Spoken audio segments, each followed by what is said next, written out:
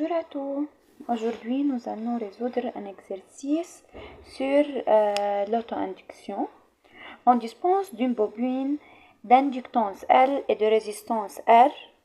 Le but de cet exercice est de déterminer L et R par deux méthodes différentes. Première méthode.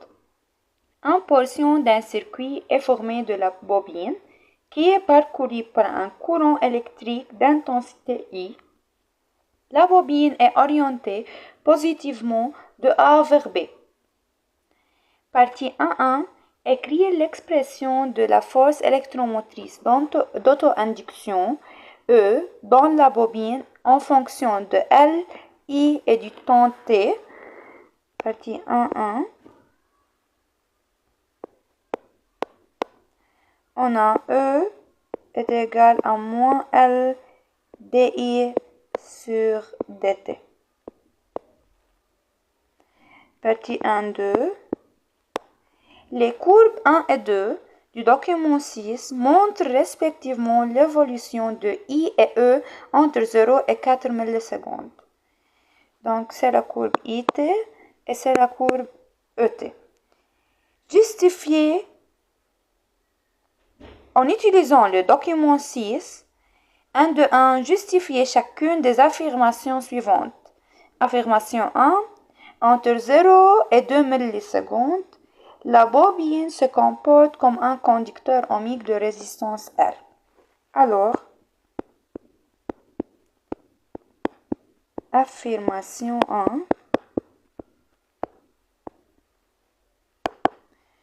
durant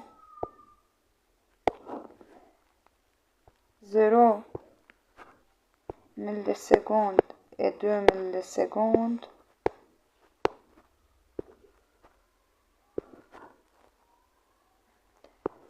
on a, d'après la courbe IT, I constante.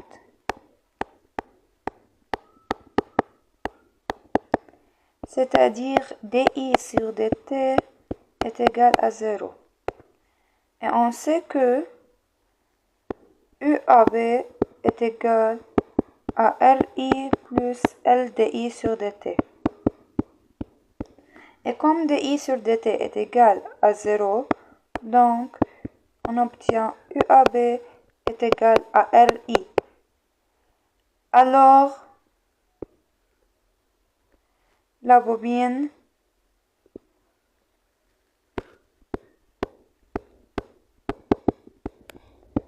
joue le rôle d'un conducteur ohmique.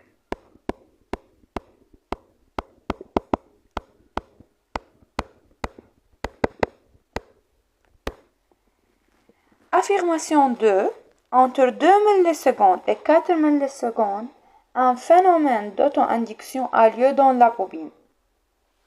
Si on observe la courbe IT, on observe que I varie, diminue. Alors, affirmation 2.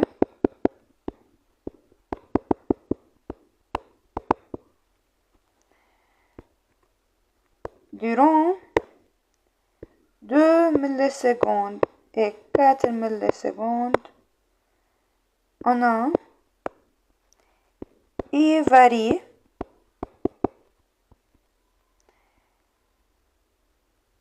Alors, flux varie,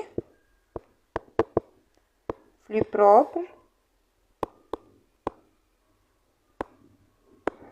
Donc, force électromotrice E,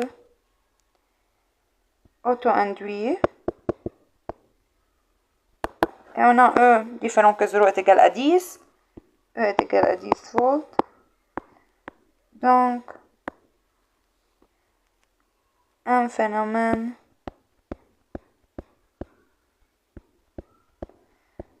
d'auto-induction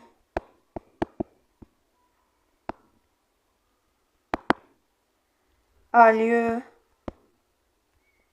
dans la bobine.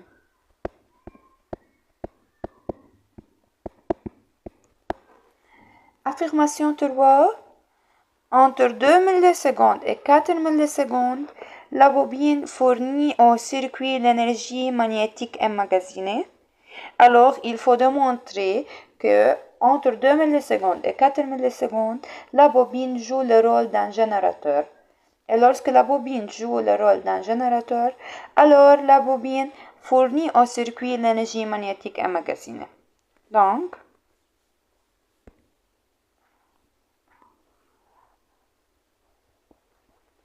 affirmation 3.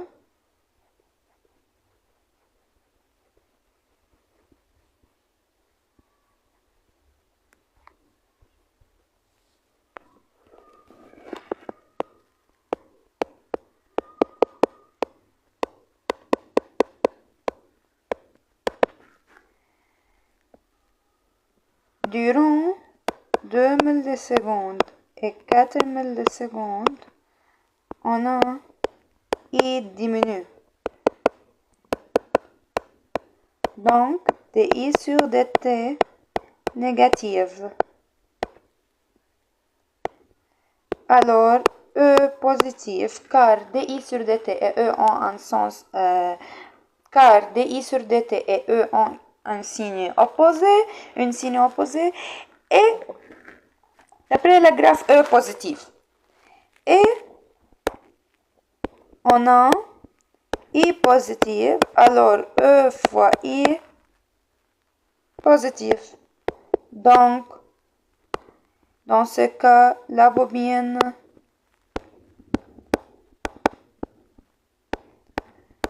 joue le rôle d'un générateur. Alors, il fournit au circuit l'énergie magnétique emmagasinée. 1, 2, 2. Déterminer la valeur de L. On a E égale à moins L dI sur dt. Graphiquement,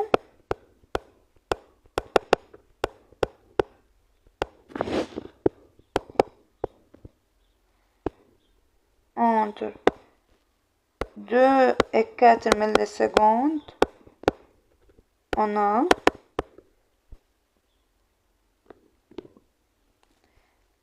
E est égal à 10 volts de courbe 2 et on peut calculer dI sur dt par la pente de cette droite. Alors, je choisis 7 points et 7 points.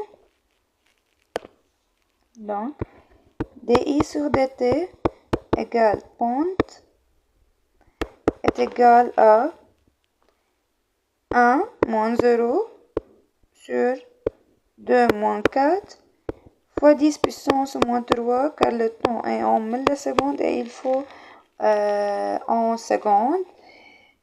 Donc, est égal à moins 500 ampères par seconde. Donc, on a E 10 est égal à moins L fois moins 500.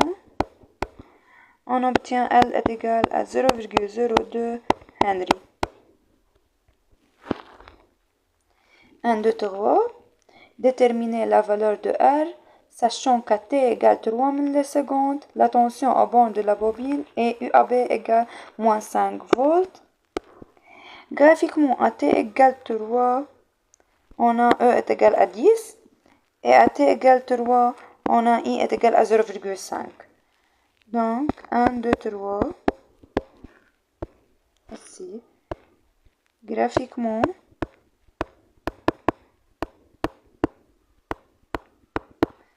à t égale 3 millisecondes, on a I est égal à 0,5 ampères et E est égal à 10 volts.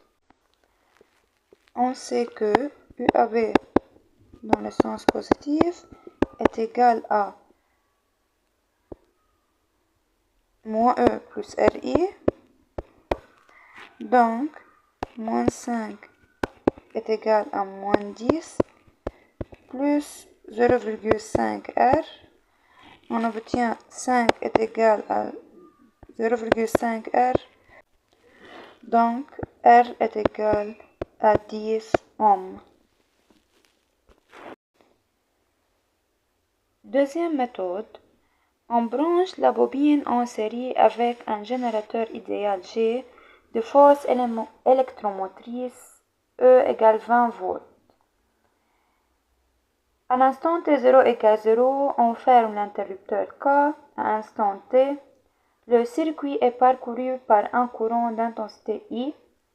Le document 8 montre la courbe de l'évolution I au cours du temps et la tangente T à la courbe IT à T égale 0. On sait que la tangente T à T égale 0 sur IT courbe,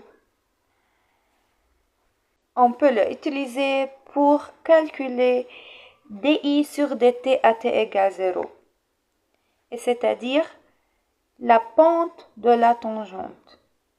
Donc, pour calculer dI sur dt à t égale 0, on calcule la pente de la tangente à t égale 0 de la courbe I. 2.1, partie 2.1, établir l'équation différentielle du premier ordre qui décrit l'évolution de I au cours du temps.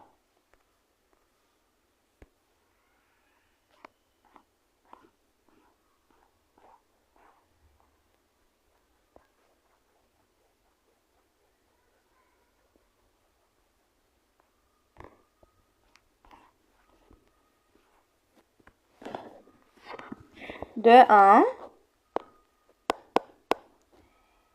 on a, d'après la loi d'additivité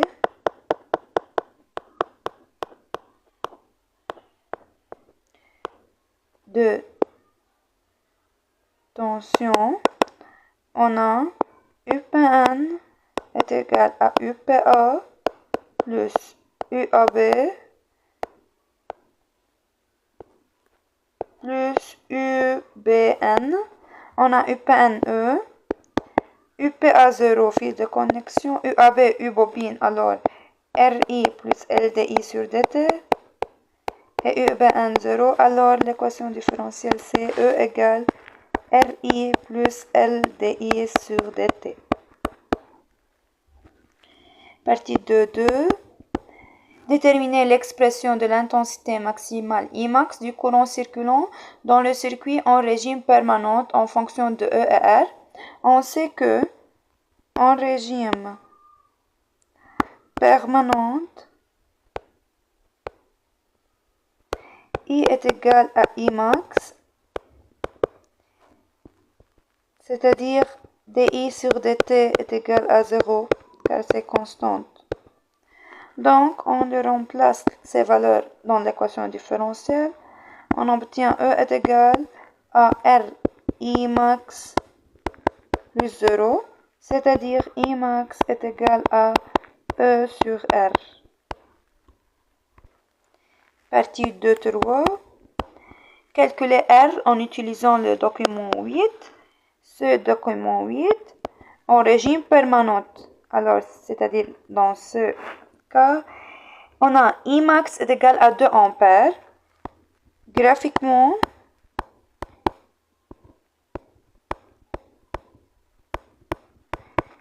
I max est égal à 2 ampères. Donc, on a I max égale E sur R. Alors, 2 est égal à 20 sur R.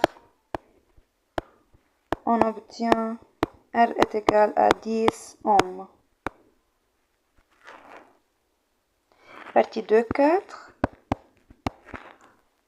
Déterminer en utilisant l'équation différentielle l'expression de dI sur dt à t0 égale 0 en fonction de E et L. C'est l'équation différentielle. On sait que à t égale 0, graphiquement, I est égal à 0. Donc, à t égale 0, on a I égale à 0. Remplaçons dans l'équation différentielle, on obtient E est égal à 0 plus L dI sur dt, c'est-à-dire dI sur dt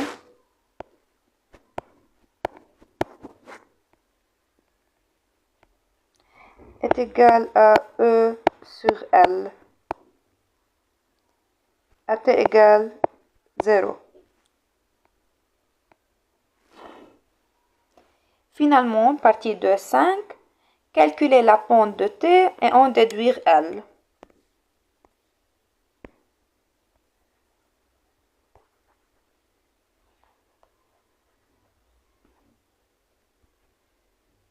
Ok.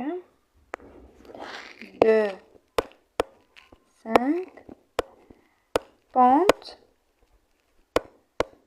est égale, je choisis 7 points et 7 points, est égal à 2 moins 0 sur 2 moins 0 fois 10 à la puissance moins 3, alors est égal à 1000 ampères par seconde. Et on sait que dI sur dt à t égale 0 est égal pente de la tangente, alors est égal à 1000. C'est-à-dire, on sait que dI sur dt à t égale 0, c'est E sur L. Alors E sur L est égal à 1000. Donc, 20 sur L est égal à 1000. C'est-à-dire L est égal à 0,02 Henry.